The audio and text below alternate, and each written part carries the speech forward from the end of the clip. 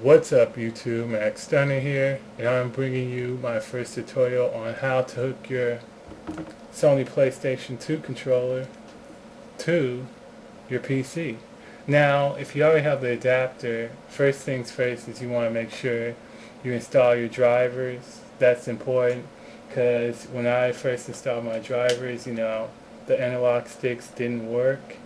Now, I did do a test um, before I actually install them in, but if you're using a third-party controller like this one, it worked right off the bat. The analog sticks, they worked. The only thing that didn't work was the vibration, which I don't know. Sometimes I really don't care for it, especially if I'm gonna go AFK for a second, and if it vibrates, sometimes it could fall off the desk or something. That's happened to me many a times. So, anyways, I'll see you guys in front of my computer where I will show you the steps on how to get this thing to work just like a Xbox 360 controller. Okay guys, I'm back, and this is my second time recording this because the first time the audio didn't record properly. I mean, for the video. The video for the test, it didn't work properly. So this is my second time doing this. Hopefully it'll be a success. But anyways, I'm going to jump right into this to prove that I'm still not running any 360 controllers. I'm just going to show you my devices. Right click, and I'll just go over the device a little bit because it's actually pretty cool. Not gonna lie. So if I go to the controller settings and go into properties, um, as you can see, we have a few options. We can calibrate the axes, which is pretty cool. I mean, um, to be honest, for me personally, I find them to be they're fine just the way they are. But if they're a little bit off, you can perfect these to your liking. So it's nice to actually have that option. And as far as the vibration test, this is my favorite part because if you're like me personally, you're gonna like leave your controller idle for a little bit, um, and the strength is too high, and it falls off the desk sometimes, which is annoying, and so you don't leave it at 100. But what makes this one really cool is if you press the D-pad button, it'll give you a little test to see how strong it actually is, and that's really nice because that way you can like actually perfect it to like you can find a nice balance. So it's nice to to have that ability to do that. But with all these cool features and stuff, you probably thinking, what's the downfall? Well, it's like any other controller that's not a 360 or a 360 knockoff. Is you have all your drivers and everything is working, and then when you go start a game, guess what? It doesn't work. Well, that is easily fixed with if it doesn't matter if you're using a PS2 controller or a Logitech gamepad. It doesn't really matter what you're using.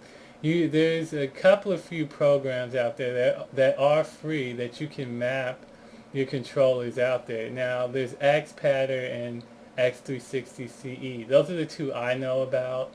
There probably are a few more, but personally I prefer X360 CE. And what X360 CE stands for is Xbox 360 Control Emulator. And you can easily find this on Google. I mean, just search for it, and I mean, you should find it like easily. And once you download it, you should get like usually one executable file. And if you move this file, or if this is your first time installing it, it will ask you for two more files. And when it asks for these two files, you definitely want to say yes to both of these, because if you don't, it will not work. And once you open this open up the executable file, you notice it looks very, very similar to XPattern if you've used it. And it works very similar. You map the same way as you would on XPattern. It's just a little different. And if you're not familiar with mapping, what mapping does is, like, let's say if I want to map, the X on the PS2 controller to the A on an Xbox controller. Now what that will do is, like, if I, start a game, and it will, it will on the screen say, like, press A to open the door, but it's really X. But that's what mapping is if you're not familiar with the term. But yeah, the way it works is, you just click on the drop down and hit record, and you just change the buttons to your liking. Now I'm not going to do all this because I already have these buttons saved somewhere. I mean, these settings saved already somewhere else. But anyways, once you're done with that, you can either save or quit. It's really your choice. And what you want to do is you want to just copy. Remember those two files they asked for at the beginning? This is why you want to say yes to both of them, because if you don't have both of these, it won't work. Because what you want to do is you want to copy these files. And you never want to cut, or you want to keep these two files somewhere safe, or so you can remember where they are. Because if there's multiple games, all you just have to do is remember. You don't have to run this program anymore. You just have to run these two, and just locate your game, and then you're pretty much set. So, like, let's say if I want to, like, have this controller work with Prototype, because I'm going to use Prototype as my example. You just locate your Prototype folder, and I already have them in there, as you can see right here. They're at the bottom. But if this is your first time doing it, you just copy and paste them in there, and then you're good. But since I already have them in there, I'm not going to rewrite them because these aren't complete.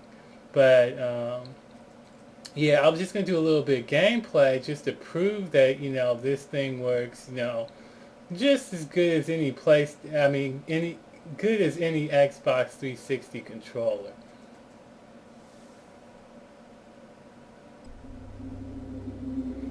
Okay, so hopefully this video will you can see the video, because last time I tried to record this, you can hear the audio, but there was no video, and that's the problem with using Camtasia. Is it's a screen device. It doesn't tend to work. But hopefully I'll keep this short and sweet, and just to show off that this controller, using it as a PS2 with a 360 controller, it works just good. I mean, I can understand the problem being that the mapping, like, you might want to see instead of seeing A, you might want to see X. But for the money, it's really so far I really can't say anything bad about the control. It's really like I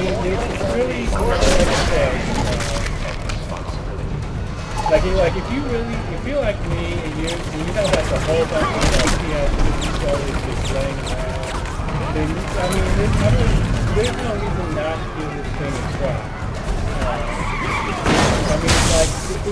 It feels like you're just playing on a 360 controller, only different. If that makes any sense. But anyways, I want to keep this video short because I don't even know if if you guys really can see a video. I guess you'll know, because if there isn't, you guys won't see this video. I'll have to do it all over again. But yeah, I will see you guys back in GTA 4. Like I said, I've already beaten the game, but I just kind of wanted to do this instead. But I'll see you guys back then in that. So this is Max Stunner signing off, and I'll see you guys then. Peace.